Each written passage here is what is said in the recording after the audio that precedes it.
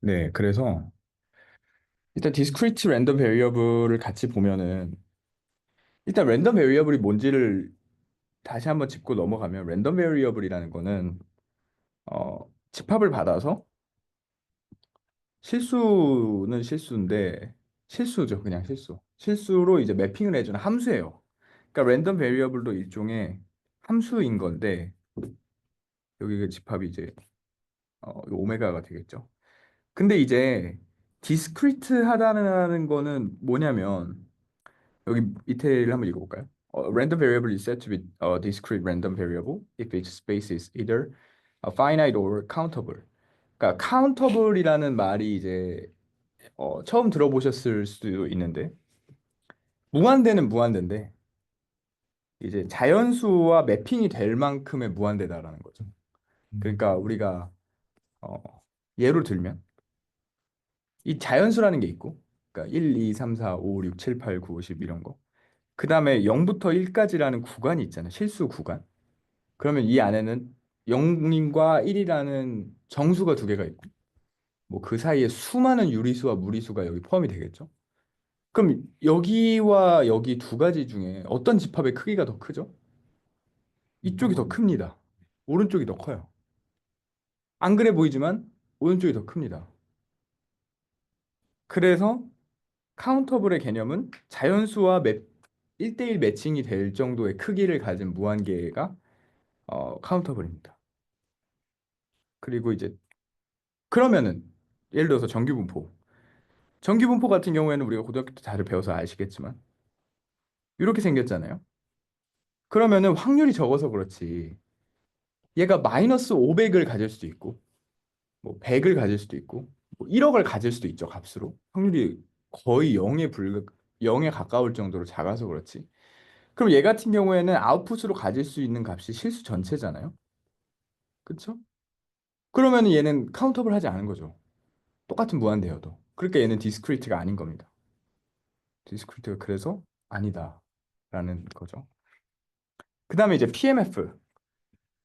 PMF는 그냥 X가 얼마일 확률이 얼마다. 이걸 모아놓은 거였겠죠. 그렇죠?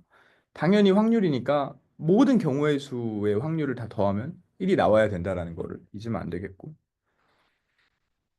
그 다음에 이제 CDF는 뭐냐? CDF는 이제 누적 분포인데 가장 작은 수부터 여기 소문자 X까지 이게 이제 CDF의 정의입니다. 자, 그래서 여기서 중요한 게 뭐냐면 CDF에서 여기가 그냥 부등호가 아니라 등호가 껴져 있는 부등호라는 거에 유의를 하셔야 돼요. 이게 왜 중요하냐면 만약에 우리가 다루고 있는 게 연속 확률이면 우리가 고등학교 때도 배우지만 예를 들어서 여기에다가 정규분포라고 칠게요. 그럼 1을 넣는 거랑 아니면 1을 포함하지 않아서 이렇게 하는 거랑 값의 차이가 없거든요. 왜냐하면 밑에 거랑 위에 거의 차이가 뭐냐면 1이라는 그 단이라는 값이 싱글톤이 들어가냐 마냐의 차이인데 단일한 값의 확률은 0으로 치잖아요. 연속 확률에서는. 고등학교 때 내용을 생각을 해보면.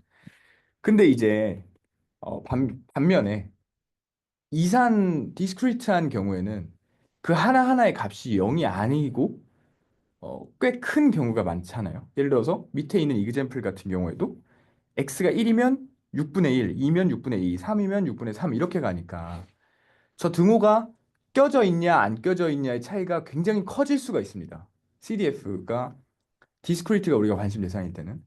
그러니까 등호가 꼭 포함되어 있어야 한다라는 거를 유의를 해라 라는 내용입니다. 그리고 이제 이건 이제 다 알아서 보시고 알죠?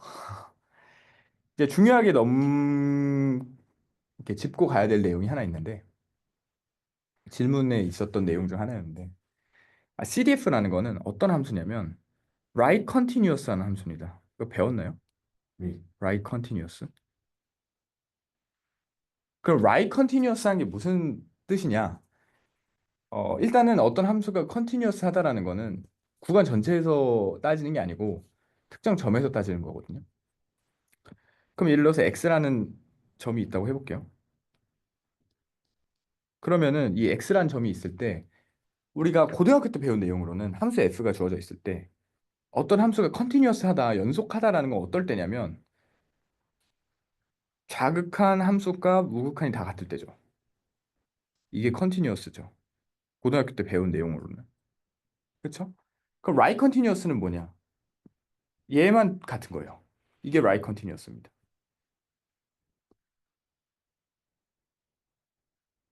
됐죠?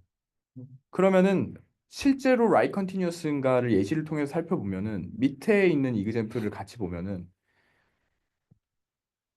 여기가 1이에요. 1일 때까지는 0이다가 딱 1이 된 순간에 6분의 1로 올라가죠. 어디까지? 2까지. 그쵸?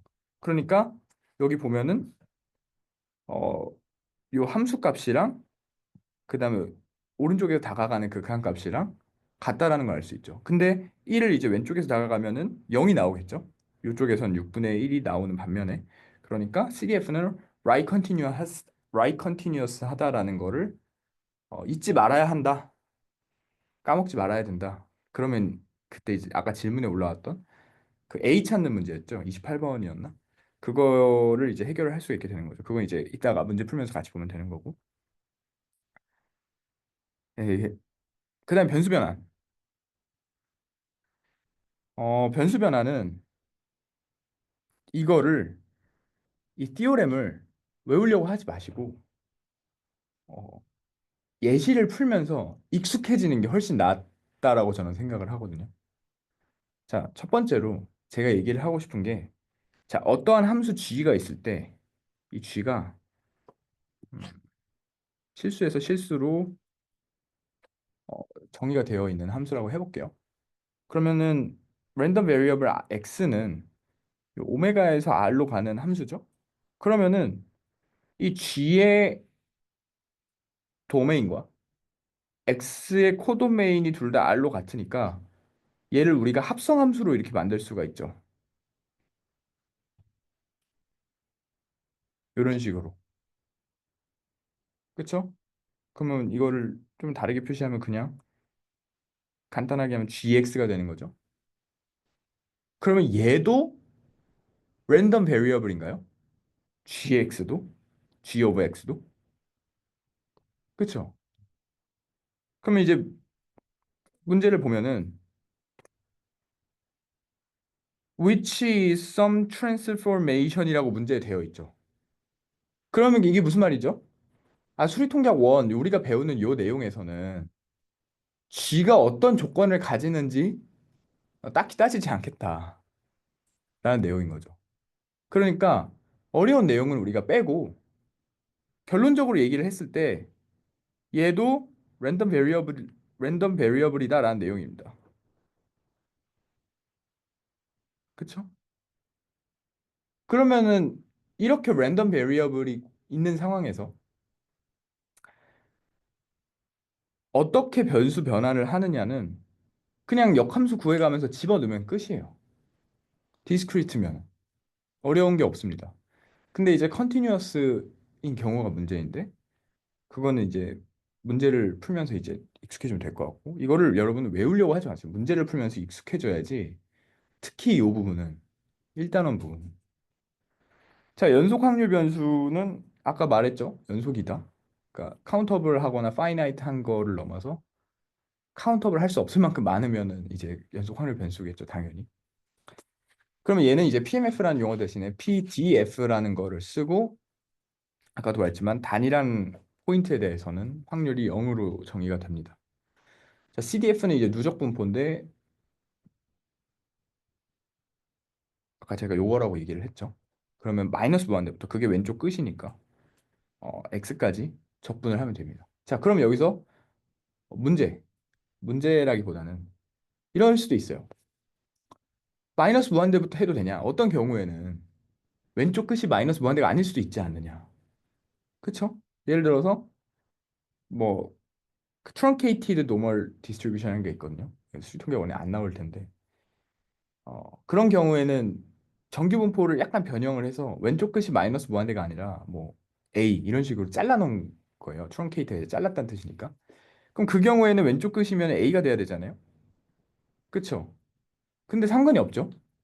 왜냐하면 우리가 적분을 이렇게 쪼갤 수가 있는데 CDF의 정의에 의하면 범위를 벗어나는 부분은 0인 거니까. 그래서 여기 그냥 0이다. 그래서 날릴 수가 있어서 그냥 마이너스 인피니티로 우리가 어, 왼쪽 끝을 그냥 가정을 해도 정의상 아무 문제가 없다라는 내용입니다. 그 다음에 Fundamental Theorem of Calculus인데 어, 여러분 이게 무슨 정리인지 아시나요? Fundamental Theorem of Calculus. 이게 미적분학의 기본 정리라는 건데 이게 이제 쉽게 말하면은 적분과 미분의 순서에 대한 얘기인데 그냥 이거 알아두시면 돼요. 이거를 왜 성립을 하는지. 이게 무슨 내용인지는 정확하게 알 필요가 없어요. 이거는 이제 해석학을 듣다 보면 나오는 그런 내용인 거고. 그 다음에 요것도 이제 다들 알고 계시죠? 이거 사실 고등학교 때 하는 내용이니까. 그쵸? example은 넘어가고. 자, 변수 변환. 자, 아까랑 똑같은데 연속 확률 변수는 뭐가 추가되느냐? 이런 게 추가됩니다. 이런 거. 이렇게 생긴 거. 그럼 이게 뭐냐? 연속 확률 변수니까 어, 변수를 변환해주는 역할을 하는 애를 추가를 해주는 거예요. 그러니까 얘가 어떤 의미를 가지냐는 우리의 관심사가 아니고 얘가 붙는다. 연속 확률 변수면 얘가 붙는다라는 것만 알고 계시고 그 다음에 이제 추가적으로 어, 한 가지 제가 팁을 드리자면 지금 x 기준으로 주어져 있고 y로 바꾸고 싶은 내용이잖아요. 그러면 저는 그냥 이렇게 외웠거든요. x에서 y로 간다. 이렇게. 그러니까 저는 저번 학기까지만 해도 저 dy분의 dx인지 dx분의 dy인지가 헷갈려갖고 근데 저렇게 외웠습니다. 이제는 외웠다. 그래서 저 순서를 잘 기억을 해라라는 내용인 거고. 뭐 증명은 사실 이거 다 그렇게 엄밀한 증명도 아니고, 그쵸? 아니 왜 엄밀한 증명이 아니냐? 뭐 미분이 안 될 수도 있잖아요. CDF가. 근데 저렇게 막 그냥 미분 가능하다고 해버렸으니까. 그쵸? 엄밀한 증명 아니죠. 넘어가고. 자, 평균. 이거 다 고등학교 때 배웠죠? 자, 여러분들 한 가지 알아둬야 될 게 뭐냐면 이게 나중에 하실지는 모르겠지만 만약에 이제 이 대학원 레벨, 그러니까 통계학과 대학원 레벨 말고 수학과 대학원에서 하는 내용들을 좀 배우다 보면 우리는 이거 하나만 배워요. 아래 거 하나만. 그러니까 위에 거랑 아래 거랑 같은 내용이다 이 얘기인 거죠. 요거랑 요거랑 같은 내용인 거고. 그러니까 인티그럴과 서메이션은 근본적으로 거의 동일합니다. 우리 고등학교 때 구분 구적법이라고 배우잖아요. 적분을 하는 원리가 뭐다. 이렇게 네모 칸을 쪼개는데 요 네모의 간격이 0에 가까워질 정도로 작아져 버리면 이 넓이의 합이 이 넓이가 결국 뭐로 간다? 적분으로 수렴이 된다. 이거를 우리가 배우잖아요. 고등학교 때. 이게 구분구조법이라는 건데 실제로 리만 적분은 이것과 유사하게 정의가 되기도 하고. 그래서 어쨌든 아래 거랑 위에 거는 똑같은 내용이다 이 말을 하고 싶은 거고요. 그다음에 이제 세 번째 줄에 보면은 x가 언제 기대값을 갖냐면 absolutely summable 혹은 integrable 하면은 x가 기대값을 갖는다라고 했는데 이게 무슨 말이냐면 기대값이 없을 수도 있어요. 랜덤 베리어블이라고 해서 무조건 다 뭐 expectation이 있는 건 아니겠죠. 그쵸? 왜냐하면은 랜덤 베리어블이라는 거는 그냥 오메가에서 실수 r로 매핑해주는 함수일 뿐이니까 그것만 조건을 만족하면은 걔는 랜덤 베리어블이라고 부를 수가 있는 거잖아요. 그러면 걔가 무조건 익스펙테이션을 가지냐라고 하면은 그건 아니죠. 그쵸? 왜냐하면은 이게 고등학교식 수학적 사고에서 좀 벗어나야 되는데 대학교에서는 그러니까 차이가 뭐냐면 고등학교에서는 얘는 랜덤 베리어블이야. 얘도 랜덤 베리어블 이렇게 배우잖아요. 근데 대학교에서는 이 정의만 만족하면은 어떤 것이든 랜덤 베리어블이 될 수 있다. 이런 식으로 배우잖아요. 정의를 기준으로. 그러니까 모두가 다 익스펙테이션을 갖는 건 아니고 그다음에 absolutely summable 이건 이제 무슨 뜻이냐면 x에다가 이렇게 절대값을 씌운 거죠. 위에 거 기준으로 하면. 이거는 이렇게 되겠죠. 그럼 얘가 absolutely summable, 그러니까 더할 수 있고, 인티그러블 한 건 무슨 뜻이냐면 얘가 값이 있다라는 거예요. 유한한. 그러니까 무한대가 아니다라는 내용인 거죠. 이게 이제 absolutely summable 혹은 integrable의 이 무슨 뜻인지고, 그럼 얘가 되면은 expectation을 가진다라는 내용입니다. 그럼 왜 가지냐? 그건 이제 기출문제에 있어서 제가 가져왔으니까 그때 보시면 될 것 같고, 뭐 사실 그것도 굉장히 간소화된 진짜는 아니죠. 그래서 이거는 이제 네, 열심히 보시면 될 것 같고, 그 다음에 expectation은 리니어 펑션이죠. 그쵸?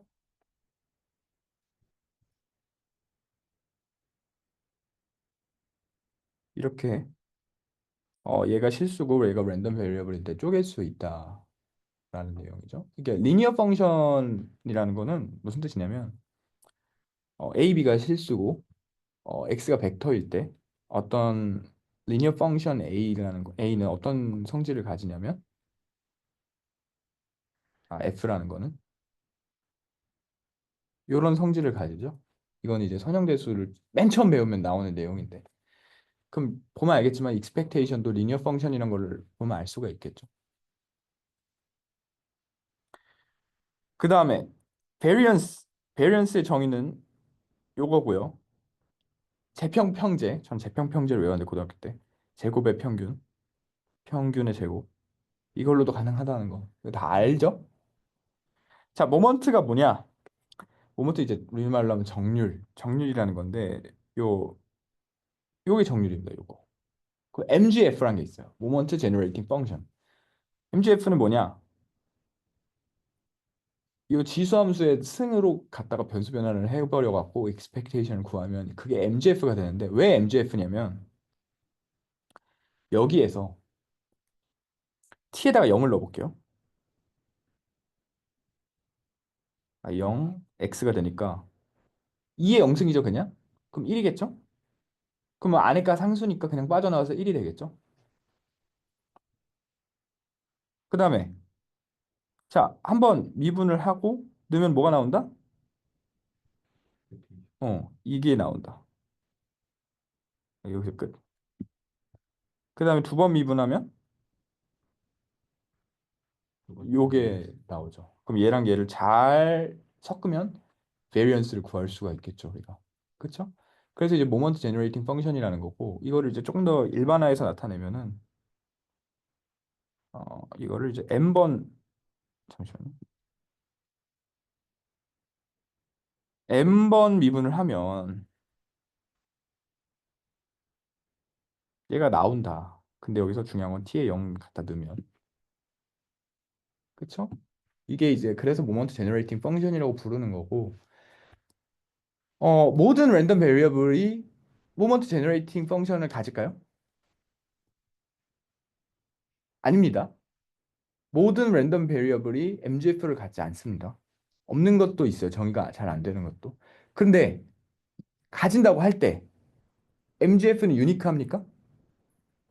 유니크합니다.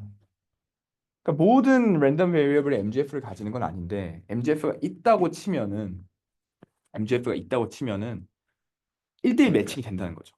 그러니까 MGF가 같으면 그 MGF를 만드는 랜덤 베리어블도 같을 거고 두 랜덤 베리어블이 똑같으면은 거기에 해당하는 MGF도 같다라는 거죠. 1대1 매칭이 된다라는 내용인 거고.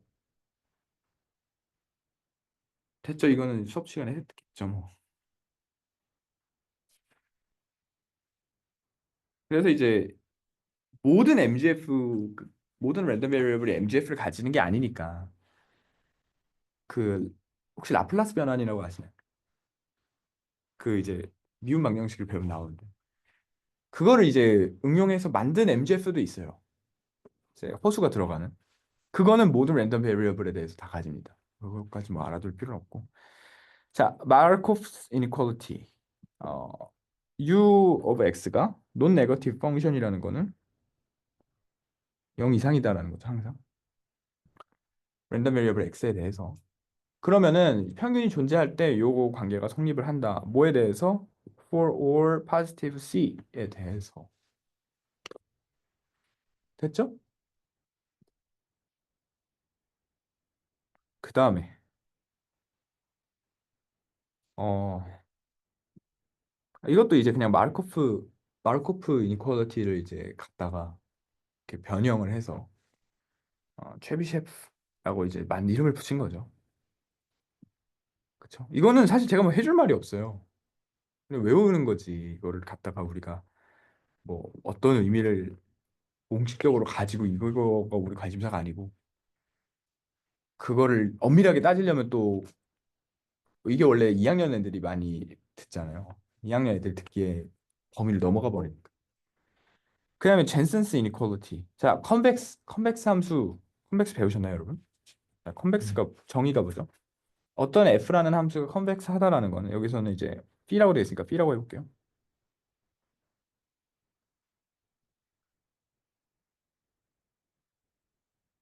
음, 요거를 만족을 하는 함수가 이제 컨벡스한 건데 이건 이제 너무 어렵고 좀 더 쉽게 하면은 교수님이 아마 그 얘기를 했을 거예요. 저 때는 하셨는데 아마 지금도 하셨겠죠. 이렇게 함수를 그려서 이렇게 짝대기를 그으면 얘가 뭐 동굴 모양이다. 케이브다, 케이브. 그래서 이렇게 생긴 함수는 컨케이브고 그럼 이제 이걸 위아래 이렇게 뒤집어서 이렇게 생기면 반대로 컨벡스다라는 얘기를 하셨죠? 네. 교수님이. 그걸로 알아두시면 되고 하나만 외우세요. 둘 중에 하나만. 저는 위에 거를 외우는 걸 추천드립니다. 이걸 외우시면 컨케이브니까 밑에 거는 그냥 당연히 뒤집혀 있겠지라고 외워버리는 거죠. 그냥. 그렇죠?